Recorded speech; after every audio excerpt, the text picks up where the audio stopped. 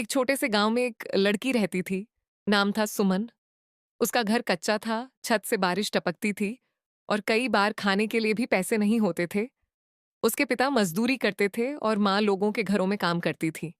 गरीबी जैसे उनकी किस्मत बन गई थी। लेकिन सुमन के सपने बहुत बड़े थे। सुमन को बचपन से ही पढ़ाई का बहुत शौक था। स्कूल जाने के लिए उसे रोज 5 किलोमीटर पैदल चलना पड़ता था। कभी चप्पल होती, कभी नहीं। लोग उसे ताने मारते, तुम जैसी गरीब लड़की बड़े सपने नहीं देख सकती। लेकिन सुमन मुस्कुराकर कहती, सपने देखने का हक सबको होता है। एक दिन उसने टीवी पर एक आईएएस अधिकारी को देखा। उसी दिन उसने ठान लिया, मुझे भी आईएएस बनना है। लेकिन रास्ता आसान नहीं था।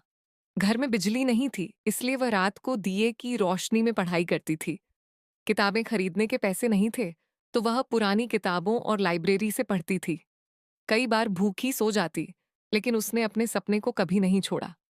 गांव वाले हंसते थे, रिश्तेदार कहते थे, लड़की हो, घर संभालो, आईएएस तुमसे नहीं होगा। लेकिन सुमन ने किसी की बात नहीं सुनी। समय बीतता गया। सुमन ने 12वीं में टॉप किया, फिर शहर जाकर पढ़ाई की और पार्ट टाइम काम करके अपनी फीस भरी। दिन में काम और रात में पढ़ाई, उसकी जिंदगी संघर्ष से भरी थी। फिर आया सबसे बड़ा इम्तिहान, यूपीएससी।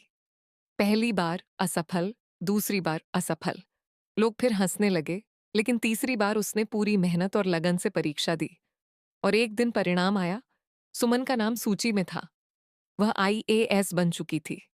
उस दिन सिर्फ एक लड़की नहीं जीती थी, गरीबी, तानों और मुश्किलों पर जीत हुई थी। जब वह अपने गांव लौटी, वही लोग जो उसे हंसते थे, आज उसे सलाम कर रहे थे। उसने सिर्फ अपनी जिंदगी नहीं बदली, बल्कि अपने गांव की सोच भी बदल दी।